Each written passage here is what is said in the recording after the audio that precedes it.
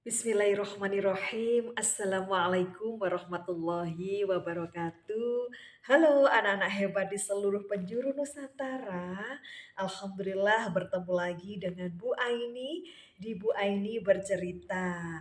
Dan mudah-mudahan anak-anakku hebat semuanya dan seluruh sahabat TBM Avicenna Malang dimanapun berada senantiasa sehat, tetap semangat dan dalam lindungan Allah Subhanahu wa taala.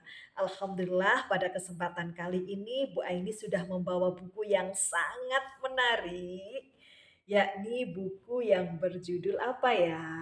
Tiga, 2, 1. Ya, buku yang berjudul Kisah-kisah Teladan Menakjubkan Nabi Muhammad Sallallahu Alaihi Wasallam. Dan buku ini ditulis oleh Kakak Lisdi Rahayu dan diterbitkan dari penerbit Mitra Edukasi Indonesia. Dan anak-anak harus menyimak sampai selesai ya, agar anak-anak dapat memetik hikmah serta pembelajaran dari kisah yang akan dibacakan oleh Bu Aini. Dan kita baca basmalah bersama-sama. Bismillahirrahmanirrahim. Dan judul kisah yang dibacakan oleh Bu Aini adalah Mengganjal Perutnya dengan Batu. Dalam Quran surat An-Nazi'at ayat 40 sampai 41 yang artinya, dan adapun orang-orang yang takut kepada kebesaran Tuhannya dan menahan diri dari keinginan hawa nafsunya, maka sesungguhnya surgalah tempat tinggalnya. Amin, Allahumma amin. Quran surat An-Nazi'at ayat 40 sampai 41. Dan ini adalah kisah yang berjudul Mengganjal Perutnya dengan Batu. Pada suatu malam, seperti biasa para sahabat sholat Isya berjamaah dengan dipimpin oleh Rasulullah Sallallahu Alaihi Wasallam. Mereka semua berbaris rapi di belakang Nabi Muhammad, termasuk diantaranya adalah Umar bin Khattab. Mereka sholat dengan khusyuk mengikuti bacaan yang dilantunkan oleh Rasulullah Sallallahu Alaihi Wasallam. Betapa nikmatnya mengikuti sholat berjamaah yang langsung diimami oleh Rasulullah. Beliaulah yang memperkenalkan agama Islam, mengenalkan manusia kepada Allah Subhanahu wa taala, Sang Pencipta alam semesta. Namun, ada yang tak biasa pada sholat berjamaah waktu itu. Terdengar suara seperti gesekan tulang-tulang sendi. Bunyinya memilukan. Krek, krek, krek. Suara itu terdengar saat ruku dan sujud dari arah depan, arah imam, arah baginda Rasulullah Shallallahu Alaihi Wasallam. Selesai sholat, para sahabat saling pandang. Dari tatapan mata mereka seolah mereka punya firasat yang sama. Nabi sedang sakit, maka selesai sholat itu mereka berkerumun mengelilingi Rasulullah. Umar yang pertama memberanikan diri bertanya kepada beliau, "Wahai Rasulullah, apakah engkau sedang sakit?" "Tidak," jawab Nabi. Sekali lagi Umar bertanya, "Wahai Nabi, apakah engkau sedang sakit?" "Tidak," tukas Nabi. "Tapi Wahai Rasulullah, Umar melanjutkan, saat sholat tadi kami mendengar ada bunyi sendi yang saling bergesekan dari badanmu.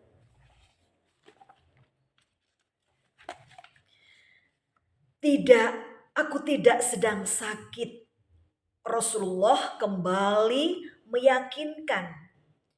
Para sahabat yang lainnya juga memastikan Nabi dalam keadaan sehat dengan menanyakan keadaan beliau. Namun jawaban yang keluar dari Nabi tetaplah sama. Tidak, aku tidak sakit. Para sahabat tak putus asa. Mereka terus bertanya kepada Nabi apakah beliau sedang sakit atau tidak. Karena telinga mereka telah menjadi saksi atas suara gemeretak tulang ketika Nabi menggerakkan badan saat sholat tadi. Mereka khawatir sekali terjadi sesuatu pada Rasulullah yang sangat mereka cintai.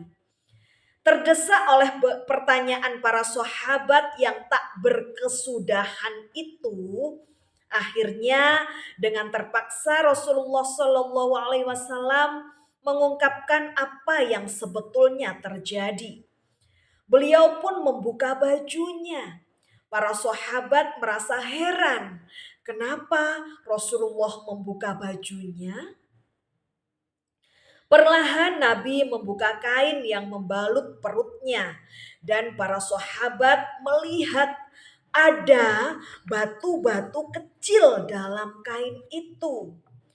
Umar yang terkejut pun sontak bertanya, "Wahai Rasulullah, untuk apakah engkau membalut perutmu dengan batu?"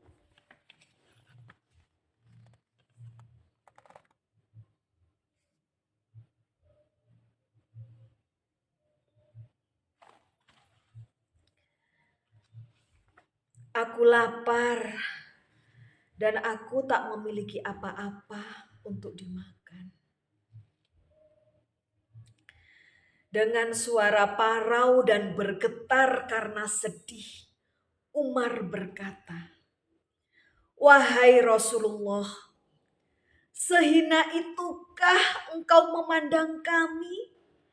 Apakah engkau mengira bahwa jika engkau berkata lapar, kami tidak akan memberikan makanan yang paling lezat?" "Tidak, Umar," jawab Rasulullah. "Justru karena aku tahu bahwa kalian tidak hanya akan memberikan makanan lezat kepadaku, tetapi juga harta, bahkan nyawa kalian untukku sebagai rasa cinta." Tapi Umar, bagaimana nanti aku akan menyembunyikan rasa maluku di hadapan Allah jika sebagai pemimpin aku hanya menjadi beban kepada orang yang aku pimpin?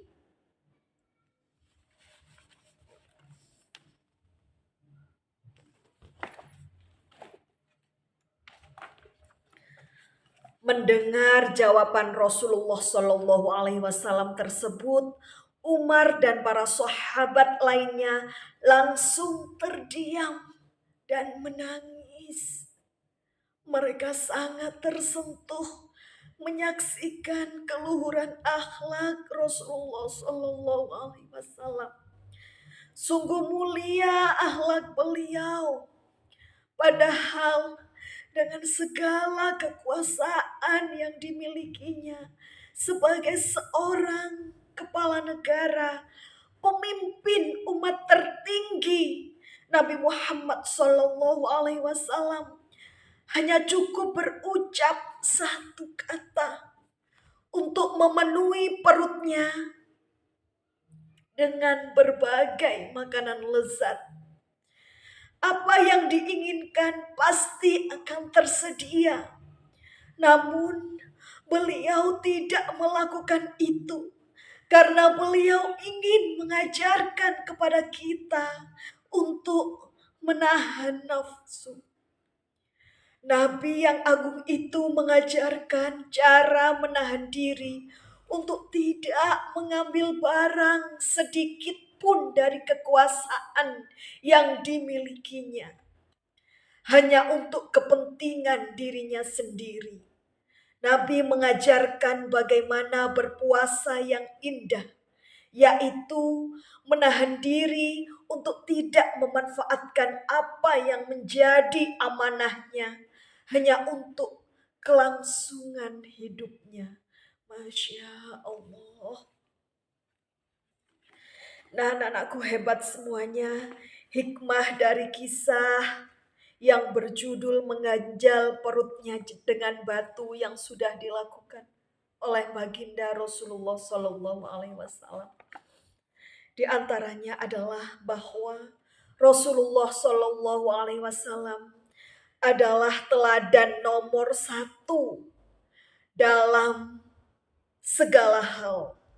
Kesabaran menahan nafsu. Kisah ini membuktikannya ketika beliau lapar dan tidak memiliki apa-apa untuk dimakan. Beliau tidak meminta makanan kepada para sahabatnya.